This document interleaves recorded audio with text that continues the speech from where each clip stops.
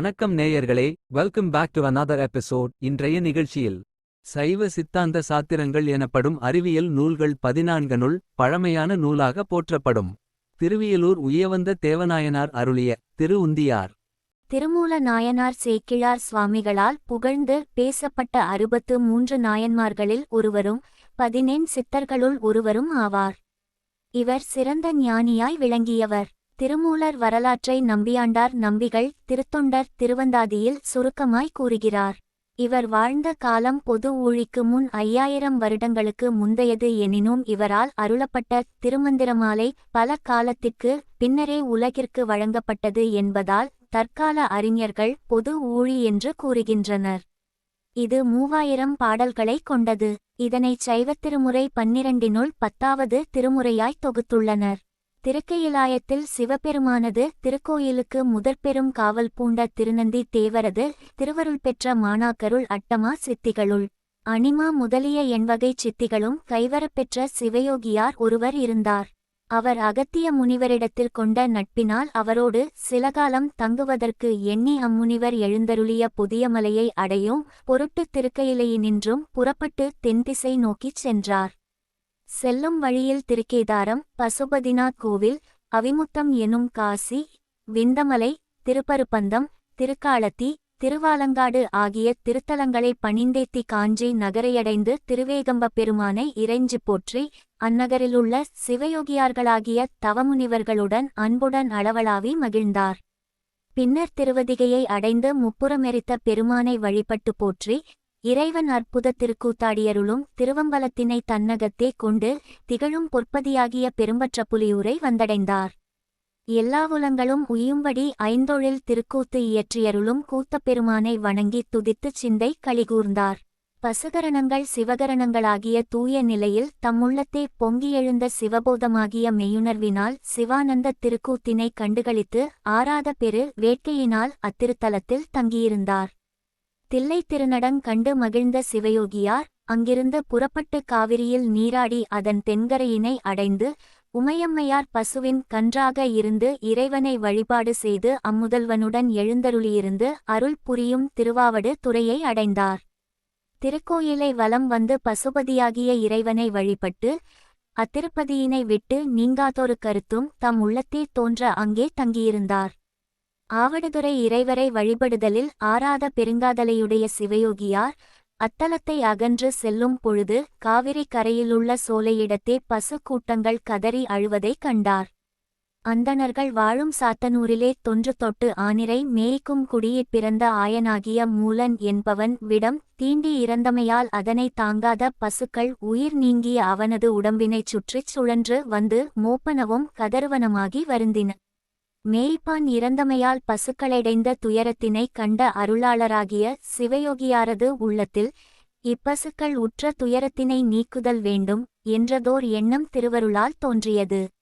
இந்த இடையன் உயிர் பெற்றெழுந்தாலன்றி இப்பசுக்கள் துயரம் நீங்கா என திருவுளத்தெண்ணிய தவமுனிவர் தம்முடைய திருமேனியை பாதுகாவலானதோரிடத்து மறைத்து வைத்து விட்டுக்கூடு பாய்தல் என்னும் பவன வழியினாலே தமது உயிரை அவ்விடையனது உடம்பிற் புகுமாறு செலுத்தித் திருமூலராய் எழுந்தார்.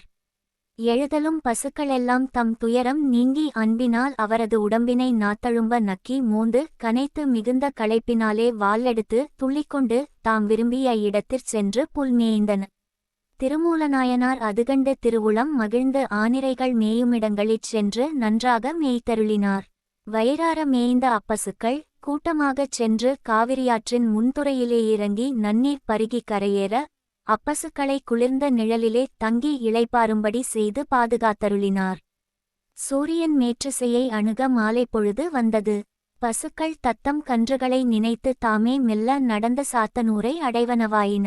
அப்பசுக்கள் செல்லும் வழியிலே தொடர்ந்து பின் சென்ற சிவயோகியார் பசுக்கள் யாவும் தத்தமக்குரிய வீடுகளிற் சென்று சேர்ந்த பின்னர் அவ்வூர் வழியில் தனியே நிற்பாராயினர். அந்நிலையில் மூலனுடைய மானமிகு மனையற கிழத்தியாகிய நங்கை என் கணவர் பொழுது சென்ற பின்னரும் வரத்தாழ்ந்தனரே அவர்க்கு என்ன நேர்ந்ததோ என்று அஞ்சியவளாய் தன் கணவனை தேடிக் கொண்டு சென்று சிவயோகியார் நின்ற இடத்தையடைந்தாள். தன் கணவது உடம்பிற் தோன்றிய உள்ளுணர்வு மாற்றத்தைக் கண்டு இவர்க்கு ஏதோ தீங்கு நேர்ந்திருத்தல் வேண்டும் என்று எண்ணி அவரை தளர்வின்றி இல்லத்திற்கு அழைத்துச் செல்லும் கருத்துடன் அவரிடம்பை தொடுவதற்கு நெருங்கினாள். திருமூலராகிய சிவயோகியார் அவள் தம்மை தீண்டவொண்ணாதவாறு தடுத்து நிறுத்தினார். தன் கணவனையன்றி மக்கள் முதலிய நெருங்கிய சுற்றத்தார் ஒருவருமின்றி தனியாளாகிய அவள் அவரது தொடர்பற்ற நிலை கண்டு அஞ்சி மனம் கலங்கினாள்.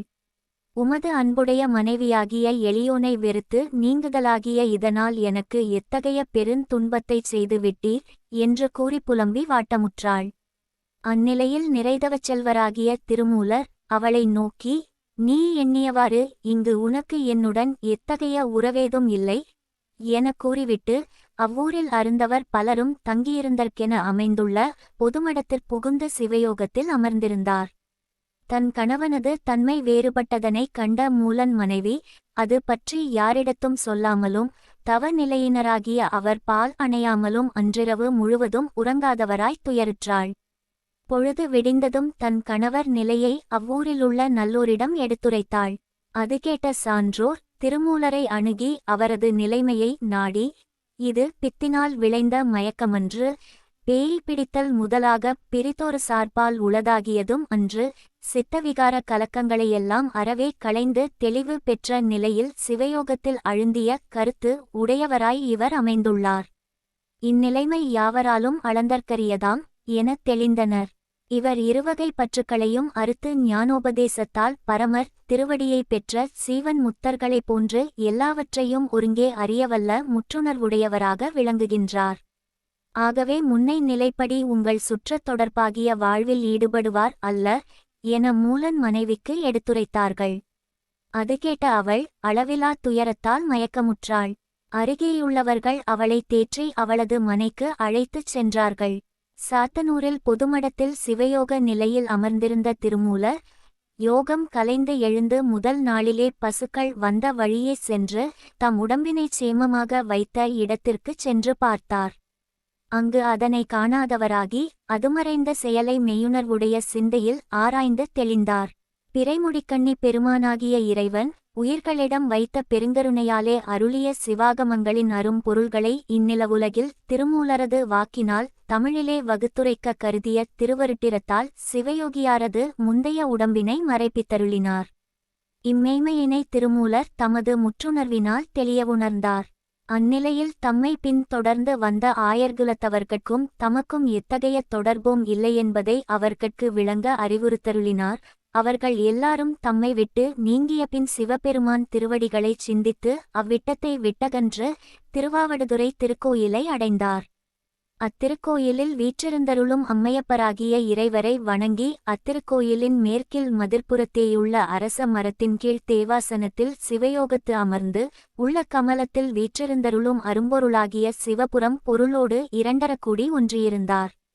இங்கனம் சிவயோக நிலையில் அமர்ந்திருந்த திருமூலநாயனார் ஊனோடு தொடர்ந்த இப்பிறவியாகிய தீய நஞ்சினாலுளவாம் துயரம் நீங்கி இவ்வுலகத்தார் உய்யும் பொருட்டு சரியை கிரியை யோகம் ஞானம் என்னும் நால்வகை நன்னெறிகளும் நால்வகை மலர்களாக விரிந்து விளங்கும் நல்ல திருமந்திரமாலையாகிய நூலை இறைவன் திருவடிக்கு அணிந்து போற்றும் நிலையில் 1 அவன் தானே 2 அவன் இன்னருள் நின்றனன் 3 4 உணர்ந்தான் 5 வென்றனன் 6 விரிந்தனன் 7 சென்றனன் தானுணர்ந் தேட்டி என்னும் திருப்பாடலைத் தொடங்கி ஓராண்டுக்கு ஒரு திருப்பாடலாக இவ்வாறு 3000 ஆண்டுகள் இவ்வுலகில் சிவயோக நிலையில் அமர்ந்திருந்து 3000 திருப்பாடல்கள் அருளிச் செய்தார். எல்லாம் வல்ல பரம்பொருள் அன்பே உருவானவர் என்பதை தம் பாடல் மூலம் விளக்குகிறார். அப்பாடலானது அன்பும் சிவமும் 2 என்பர் அறிவிலார். அன்பே சிவமாவது யாரும் அறிகிலார். அன்பே சிவமாவது யாரும் அறிந்தபின் அன்பே சிவமாய் அமர்ந்திருந்தாரே. இவ்வாறாக தமிழ் 3000 திருமந்திர திருமுறையினை நிறைவு செய்து சிவபெருமான் திருவருளாலே திருக்கையிலை அடைந்து அம்முதல்வனுடைய திருவடி நீழலில் என்றும் பிரியா துறையும் பேரின்ப பெருவாழ்வினை பெற்று இனிது இருந்தார். உங்களுக்காக நமது சானல்ஜியில் தினம் ஒரு நிகழ்ச்சி ஒலிபரப்பு ஆகிறது. நிகழ்ச்சிகளை கேட்டு ரசியுங்கள், கருத்துக்களை சொல்லுங்கள். வணக்கம்.